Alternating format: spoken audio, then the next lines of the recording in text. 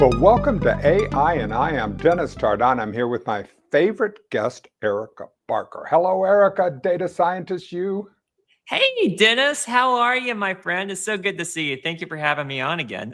Well, my pleasure. On LinkedIn, I saw that you put a TikTok video out about Palantir. Our last program that you and I did was about the book that Alex Karp wrote and with his co-writer about that. And now you're continuing to expand on it and to dig into. So we have that video now, and I want to watch it in its entirety, and then you and I will comment on it. Roger. All right, Renee, roll tape. Palantir, who are they and what does their software really do? So it all started as a post 9/11 thought experiment. Could software have connected the dots and prevented the attacks? The data existed, there were flight logs, financial records, visa stamps, but it was scattered, unreadable, and siloed.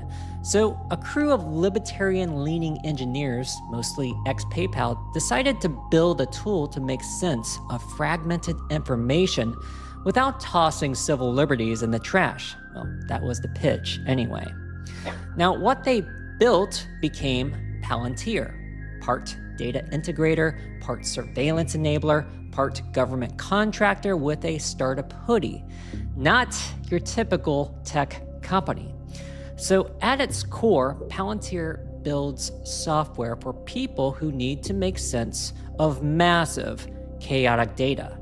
Not cute dashboards. We're talking about governments tracking terror cells, banks spotting fraud, militaries mapping insurgencies, and corporations trying to guess where their supply chain will break next. So most organizations are buried under incompatible data. We're talking about spreadsheets here, sensor logs there, video feeds somewhere else. It doesn't quite connect, and it doesn't quite cooperate. And that's where Palantir software forces all that information into the same system. It aligns it and makes it explorable. Not automated, not magical, just finally legible. Now, they do it through three tools. One is Gotham, the other is Foundry, and finally we have Apollo. So Gotham is the one built for national security. We're talking about spy agencies, police departments, defense analysts. It lets users map networks of people, places, and events to spot patterns and anomalies. So think of a digital corkboard full of red string but connected to live data. It's been credited with helping track down terrorists. It's also been used in predictive policing programs that raised serious ethical red flags. Now, Foundry, on the other hand, is the corporate twin. It's used by airlines, energy companies, manufacturers. It takes internal chaos like logistics, forecast, maintenance reports, and it turns it into a structured environment where decisions can be made faster. Now, one customer used it to figure out where COVID would hit their workforce next. Another used it to optimize potato chip delivery. So it's a versatile tool, and it's quietly everywhere. And finally, we have Apollo. So Apollo is the system behind the systems. It's what lets Gotham and Foundry run on classified networks, edge devices, satellites, anywhere, anytime. It's not really flashy, but it is the reason Palantir can operate inside NATO command centers one day and, I guess, hedge funds the next.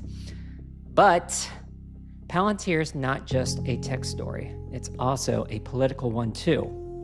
They've worked with ICE on immigration enforcement, sparking protest and public backlash. They've lobbied hard for government contracts while claiming they're apolitical. They've positioned themselves as the anti-Google, no ads, no consumer data harvesting, yet they build tools that can see deeper into human activity than most surveillance states could ever dream of. And now, that's the contradiction. Palantir sells itself as a force for order, for clarity, for truth. But who gets to define those things? A cop? A general? A hedge fund manager?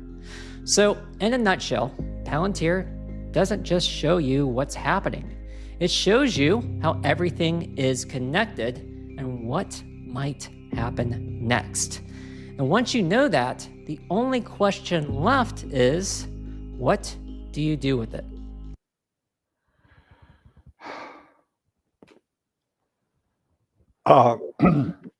That's breathtaking. And I don't know what to do with all that information. This is really the dive you've done into this. Could you take me on the arc of this? Because it seemed to me from your writing, what I had is that you were very excited about Palantir. When you first started into this, you went, "Oh, this is," and then suddenly, as you're continuing to dive down, your own thoughts and your awarenesses have evolved. Oh, yeah. There's an episode where I talked to you in the past, and that was where we were talking about companies that were kind of confused on data science, and people in the industry were just getting a little frustrated because stakeholders didn't understand the difference between a prompt engineer and somebody who builds a linear regression model or something, actual data scientists do. So people were getting a little frustrated. And, I was really into the story of Palantir and just their marketing and how their systems worked. I was like, wow, this Alex Karp guy seems to really get it. And he has a PhD from the School of Frankfurt in Germany, and he studied like different types of systems and philosophies. And he's very deep into philosophy himself, and I love that. I thought that was fantastic. So I became a fan, and I got his book the day it came out. And I got it from, because you said it, I got it and read it too. So I was right behind you on your recommendation. Continue. Yeah. So as you can imagine, I'm somebody who I get very excited about this technology, and so I do apologize. I did the audio book, and so I'm driving up to Ocala to go and see my parents, and I'm listening to this thing. And at first, keep in mind, I used to be in the military, so I worked with the Department of Defense. I was actually also a purchase card holder, so I understand the procurement process and all the bureaucratic bloat that comes along with, trying to buy something and get something done, and you have to go through a GSA catalog. I completely get that. He addresses that. He talks about the $400 hammer and some radios in order to communicate, but everything is so expensive because of I guess, severe anxiety about our national defense and all these regulations. And Right. yeah, so I was like, man, this guy's like really right on the money. I love this. And then about the other half of the book, I'm like, oh gosh, I'm starting to get some glimpses of some authoritarian, almost feudalism talk here. And, the more it went on, the more it started to sound like this was a person that's not so much for having authority that's pretty much democratized or pretty much decentralization. He's all for collateralizing power and having it centralized. And it sounded like Order, clarity, truth. right. I And mean, it's, go ahead. Continue. it's like that whole entire TikTok trend. How do you say you're for authoritarianism without saying you're for authoritarianism? So there was some glimpses between the lines that I was picking up, and then I started watching his interviews, and I started noticing a little bit of, don't want to say it, but some psychological red flags that I was reading from his Me too. personality. And this is somebody who looks like he's becoming a little bit unraveled with the everyday struggles of real Americans. And it's more ego driven than somebody who what he first was when he graduated from the Frankfurt School, and he uses his excuses like, "Well, I've studied authoritarianism, I've studied Marxism. As a matter of fact, I used to be a Democrat. I was a progressive, so I, out of anybody, would understand how to put limits on the system to make sure it doesn't go too far." And we here at Palantir have established safeguards and guardrails, and everything is pretty much documented. And he uses this excuse, and it's just those are just words. At the end of the day, they're just words, and it's just like words are different from intention and what you're actually doing and the projection of where it's going. So you say these words, but they are not in alignment with the projection and what you have done and where we can traject that's going. Wow. Well, this is, I mean, plus he's so strong into we must build up our national defense. We must use AI, that we're way behind the Chinese and that we need this huge investment. We need almost a post-World War II Cold War investment in AI and AI weapons. That is part of how. So I mean, we have that, and then we talk about the civil liberties and the surveillance state that he is. When you were talking about predictive policing, this is all about someone showing up in my door, and the algorithm has said that you have a tendency to you're about to commit a crime, or you're going to do something that is beyond what we feel is legal. Yeah, Minority Report, pretty much. Exactly. And minorities, people who are the vulnerable populations, are the ones that are going to most suffer under this realm of data. Right. So he is right. He is 100% right that we really needed to revamp our defense and get into the 21st century. And in that regard, Palantir is doing a phenomenal job. Absolutely. This comes after I read Tim Weiner's book about the CIA called Legacy of Ashes. And, I've always had the perception, I'm pretty sure 99% of us have had the perception that the Central Intelligence Agency was just how it was painted in the movies. They knew everything 22 steps ahead. They're playing, I don't know, 6D chess. They see everything. They predict everything. But what you discover through this book of Legacy of Ashes was they are a pretty chaotic industry organization. Right. That has screwed up time and time and time again, over and over and over. And they've grown in size and became part of this bureaucratic bloat to preserve. It's all part of systems. If you ever study emergence, it's all part of a systems theory. Yeah. A system or organization will try to protect itself, and they're part of our bureaucracy is organizations say we failed because we didn't have enough resources. And this is the whole thing. When I hear politicians talk about the deep state, well, this is what Gorbachev ran into when he tried to reform the Politburo, or the Russian. He did that, and they just came back and knocked him out and took Gorbachev away. Well, it's the same thing within any bureaucratic organization. It is an entity. It will protect itself, right? I mean, from what you're saying, and that is what I think when politicians talk about, oh, the deep state is against us. It's more that than an individual people within that are attempting to resist. Right, and this is something that's innate. We can't help this as humans. We can't. It's in the fabric between how we survive, between order and chaos, and that's what we call the edge of chaos, and that's the system. I love the edge of chaos. That's why I live there. I aspire to live at that edge between order and chaos.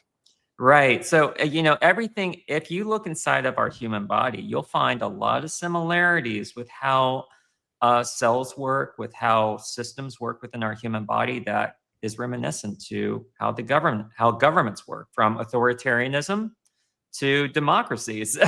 So, and these systems, they work, Yeah, and they try to safeguard themselves. And we as humans are no different from that. right. We can spot this reoccurring theme throughout nature and the universe over and over and over. So, Throughout. I mean, this is all right. So I've taken us on a rabbit trail. So let me get back to the actual trail and go back to Palantir and say, okay, now where are we? And what it's not a question of what do we do about it, but but because it's, to me, this is happening at a rate faster than any of us can really imagine. As deep as Palantir is going into the government, the roots are going in. So give me some perspective about what, it's not what we can do about it. That's not the right question. It's just what are your thoughts on it, and how are you doing going ahead? Help me to grasp it better. well, there are so many levels to Palantir. And already I've uncovered, the three basic programs, which are Gothic, Foundry, and And Apollo. Apollo. Mhm. Okay. So now I'm starting to dig deep into how their integrations work with NATO, and how their integrations work with the hospital systems, such as NHS over in Britain, how they're integrating with America's hospital systems, and pretty much how their satellite communication software, which they call Meta Constellation, works. And you're starting to see that they have their hands in everything. And this really brings a few concerns for me, Dennis. Actually, Only a few. quite a Oh, few. you're being so modest. You're so well. That's great. Well, give us some of your few concerns, because mine are legion at the moment. But I will take your top three. All right. Well, let's talk about my first concern is, look, Palantir, Peter Thiel is incredibly brilliant. If you ever read his book, From Zero to One, he talks about his thinking and how to become a successful company from a startup and what he looks for. And he also kind of talks about his thinking and control. If you control the flow of information, you control society. And that's been true ever since Ever since. the ancient Egypt. I mean, you think the pharaoh was in control? No, it was the priest who controlled the flow of information and then informed the pharaoh to make decisions. Exactly. So, yeah. The And Catholic it's still Church did the same thing. The Catholic Church did the same thing. You control the flow of information. so Exactly.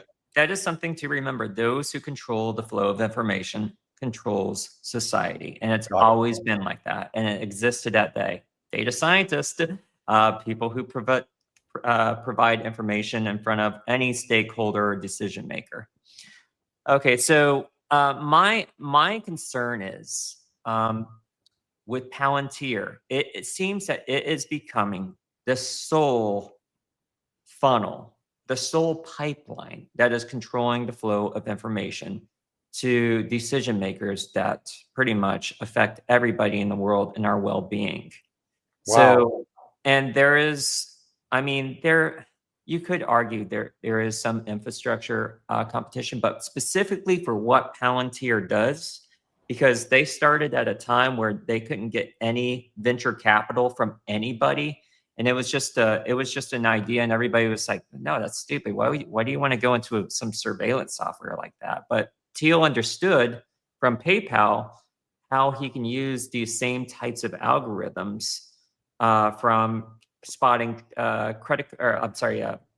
fraud and transaction fraud, to spotting terrorists, and how this could have possibly have prevented 9/11. So, things in Silicon Valley were a lot different back then. They were much more liberal, and they thought the world was Just Oh this yeah, would be I mean, you taken by remember Google? Remember, do not what was Google? Do oh, no harm don't or be evil or something like don't that. be evil. I mean, no, there was a real, and Facebook was just to connect the world and to make sure everyone is, we have a global village and a neighborhood. There was just a lot of idealism. Mhm. Yeah, yeah, and it's like they're chasing. It's pandering. It was all pandering. It really wasn't a real mission statement. As we can see, it's all pandering. And But for I bought it. survival, I was right there, and I bought it. I said, "Oh boy, oh these are the good." And I read Sarah's book on careless people on Facebook. Because she has all the receipts, yeah, I nearly my internal I just feel sick. yeah, it's you're looking at somebody who like the people who run this. It just feels like they're very they've gone into a situation where the plasticity of their brains and the neural networking of their brains, That's it. uh, it's That's it. focused on survival rather than what's going to make the world a better place. Thank you. And and survival is tied into mechanisms of controlling society toward your narrative of what you envision. And it's almost like a very small lack of empathy for the consequences of their actions. Like, oh well, we tried. You got to take risk for startup mentality. Exactly. Take risk and even the right now the in the one of the rising evangelical movements of this that is within the Christian nationalist uh, that is so deeply within, and Pete Hegseth is a member of that particular church, and they talk about empathy being a sin. Yeah, that's And I so mean, doing things like that. All right. So with this, and then Peter Thiel has a very much of an apocalyptic antichrist rising mood. There's a lot of stuff. And so, but I think psychologically, I think you've hit on something. Is that is does the are we at a particular place or will ever be where human beings can have this much power and this much and not have it maybe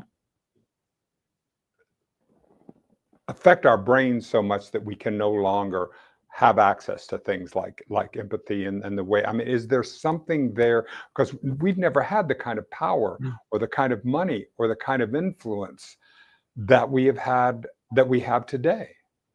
well, I mean, we are venturing off from the original question, but I do want to answer this because I can get this is Thank you, and we'll come back, and you just reel me back in. Do not let me do that.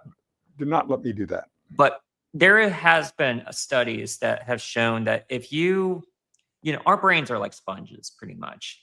And if you soak a sponge into dirty water and you pull it out, it's going to squeeze out dirty water. If you are in a leadership position for so long to where you have not experienced somebody, you put yourself in this situation where you've surrounded yourself with loyalty, all yes men.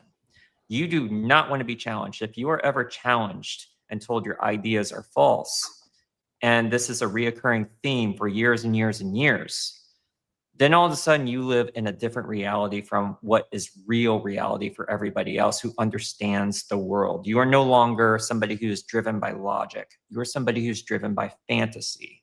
Right. And you're making decisions on behalf of millions or thousands or wherever the size of your company. We see it from Wall Street to politics. We see Right. it as a reoccurring theme throughout history. So it's really important for a good leader to surround themselves not with yes men, but Right. to surround themselves with people who are smarter than themselves. Oh yes. And Well, so is Alex Karp. He seems to be at the top of Palantir, and does he? So if he's the one that's controlling the direction of this, Mhm, and whether or not he has a team around him that pushes back and be able to mhm. say, is this really smart for us to do this or whatever? I don't know. I have no idea. But it's just, where do we go from here? Well, I think what we need, and this is to come back to your original question, is Palantir has too much power right now, and it's going to get more power to where even if we had legislation that said this company has gone too much, we need to start scaling back, we need to disconnect, we need to stop. It becomes too late because you start turning off the lights in places that can't be dark, and they become an infrastructure that we have to rely on. What we need is more startups to actually become competition for Palantir that can actually provide alternative infrastructure that our U.S. government and our U.S. economy and also other countries around the world are not solely relying on one specific company. It's really important because, like I said, if one company controls the entire flow of the entire flow of information to our decision makers, they can make reality whatever they want it to be. Wow.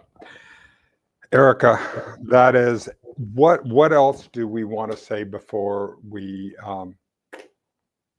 stop this episode?